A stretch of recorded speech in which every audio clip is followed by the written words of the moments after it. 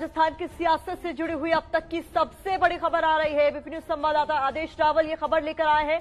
देर रात आदेश रावल की सचिन पायलट से बातचीत हुई है और सचिन पायलट ने कहा है कि मैं बीजेपी ज्वाइन नहीं करूंगा। यही है इस वक्त की सबसे बड़ी खबर और आदेश रावल इस वक्त हमारे साथ मौजूद है। आदेश, ये तो बहुत बड़ी खबर आप बता रहे हैं, मतलब ये भी माना जाए इस खबर के बाद कि जो विधायकों का साथ होने की बात कर रहे थे वो निकल गए हाथ से।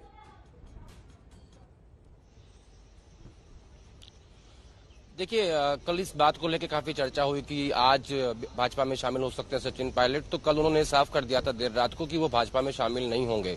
हालांकि उनका प्लान बी क्या है इस पर कोई चर्चा नहीं हुई थी, ना कोई इसका जिक्र किया उन्होंने।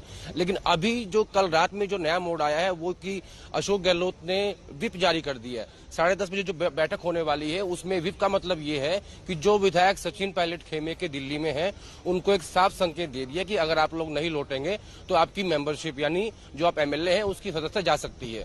वहीं दूसरा संदेश सचिन पायलट को भी दिया है, उनको भी ये बताने की कोशिश हुई है कि पार्टी कड़ी कार्रवाई कर सकती है। हालांकि अभी तक पार्टी की तरफ से किसी को ऑथराइज नहीं किया गया कि वो उनसे बात करने मनाने की कोशिश करे।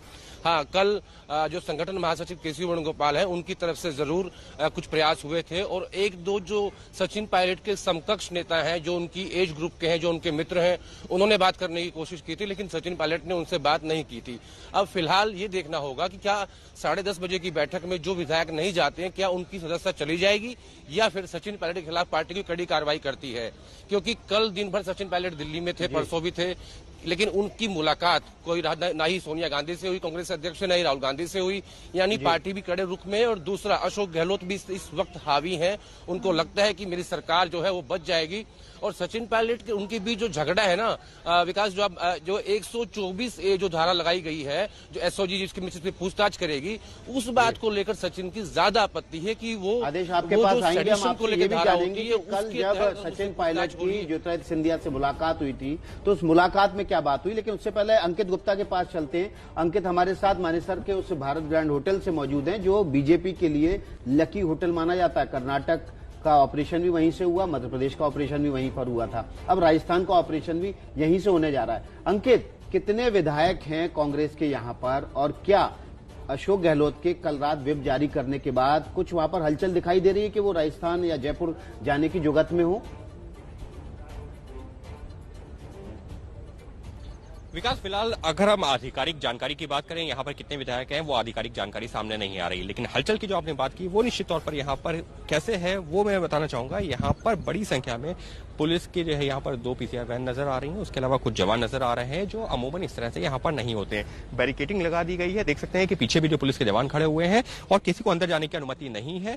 सिर्फ पूछा जा रहा है कि आपको अंदर क्यों जाना है, अगर आपका रिजर्वेशन है तब तो आप जाइए, वरना ऐसे अंदर जाने की अनुमति नहीं है। तो ये निश्चित तौर पर दिखा रहा है कि यहाँ पर हलचल बनी हुई है। विधायकों की संख्या के बारे में अभी यहाँ पर कोई आधिकारिक तौर पर जानकारी नहीं मिल रही है, लेकिन जिस बात का आदेश ने भी जिक्र किया और अभी हम लोग भी लगातार अपने दर्शकों को बता रहे हैं कि अब जो है जो अशोक गहलोत कैंप है या ये कहा जाए जो दिल्ली से जो सुरजेवाला गए हैं या फिर अविनाश पांडे गए हैं, ये लोग लगातार दावा कर रहे हैं कि 109 विधायकों का समर्थन वाली चिट्ठी है, लेकिन चिट्ठी का दावा किया जा रहा है। हकीकत क्या है ये जब जो 10:30 बजे जो ये विधायक दल की बैठक होगी उससे तस्वीर साफ होगी। और इस सब के बीच में ये जानकारी जरूर मिल रही है कि जैसा कि हमने यहाँ पर जो कुछ लोगों से बात की है कि करीबन 1 दर्जन के आसपास विधायक यहाँ पर मौजूद हैं, लेकिन ये आधिकारिक जानकारी नहीं है, मैं फिर से दोहरा रहा हूँ। और इस वजह से ही निगाहें टिकी हुई हैं यहाँ पर भी। और क्या यहाँ से अभी तक तो कोई विधायक निकले नहीं है, रात से लेकर के अभी तक। तो ऐसे में 10:30 बजे जो विधायक दल की बैठक होगी उसमें कितने विधायक मौजूद होंगे, इस वजह से वो बैठक और ज्यादा महत्वपूर्ण हो जाती है। जी अंकित, आप लगातार नजर बनाए रखिए। इन सब के बीच जयपुर से हमारे सहयोगी मनीष भी हमारे साथ जुड़ चुके हैं, क्योंकि आज 10:30 बजे जयपुर में मुख्यमंत्री आवास में एक बहुत ही महत्वपूर्ण बैठक होने वाली है। मुख्यमंत्री अशोक गहलोत अध्यक्षता करने वाले बैठक की। मनीष, कहा यह जा रहा है, खुद हमारे संवाददाता आदर्श ने बताया कि साफ तौर पर उनकी बात हो गई है सचिन पायलट से, वो कह रहे हैं कि मैं बीजेपी ज्वाइन नहीं करने वाला हूं। तो प्लान बी सचिन पायलट के पास हो सकता है। तो बड़ा सवाल यह है कि इतना जो माहौल बनाया जा रहा है वो क्यों बनाया जा रहा है? जी बिल्कुल, अगर सचिन पायलट ये कह रहे हैं कि वो बीजेपी नहीं जा रहे तो इसका मतलब ये है कि पूरा खेल खत्म हो चुका है। कोई प्लान बी फिलहाल सचिन पायलट के पास नहीं है। हमारे सूत्रों का कहना है कि मुख्यमंत्री अशोक गहलोत के पक्ष में जिन 109 विधायकों का दावा किया गया है वो यकीनन अशोक गहलोत के साथ हैं। रही बात ये कि क्या सचिन पायलट के साथ में कुछ विधायक हैं, तो मैं ये साफ करना चाहूंगा, जिस ग्रैंड भारत होटल को लेकर के लगातार 48 घंटों से चर्चा चल रही है, एक भी विधायक वहां पर सामने नहीं आया। अगर 109 विधायक स्वीकृति सहमति पत्र पर अशोक गहलोत के लिए हस्ताक्षर करते हैं, 114 कुल विधायक हैं, ऐसे में कितने विधायक पायलट के साथ होंगे अंदाजा लगाया जा सकता है। दूसरा सबसे अहम बात, जितना अशोक गहलोत को हम करीबी जानते हैं, जितनी नजदीकी से जानते हैं, अशोक गहलोत अब सैक्रिफाइस करने के मूड में नहीं है। अशोक गहलोत उस प्रकृति के राजनेता हैं जो ये जानते हैं कि अब सचिन पायलट के लिए यू टर्न जैसी स्थिति नहीं है, वो एक वन वे रोड पर आ चुके हैं और ऐसे में अब कॉम्प्रोमाइज अशोक गहलोत का कोई हथियार नहीं होगा। वो आक्रामक मुद्रा में है और आगे भी रहेंगे। 109 विधायक अगर उनके साथ हैं तो सचिन के राजनीतिक भविष्य का क्या होगा, ये एक बड़ा सवाल है।